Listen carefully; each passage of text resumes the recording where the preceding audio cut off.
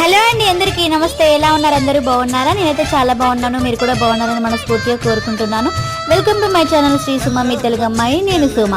బాబా office నుంచి ఇంటికి లంచ్కి వచ్చే లోపు అయితే నేను వంట అయితే రెడీ చేయాలి. ఈ రోజు లంచ్లోకి అయితే బొబ్బరి పప్పు టమాటా కర్రీ అయితే చేస్తున్నాను.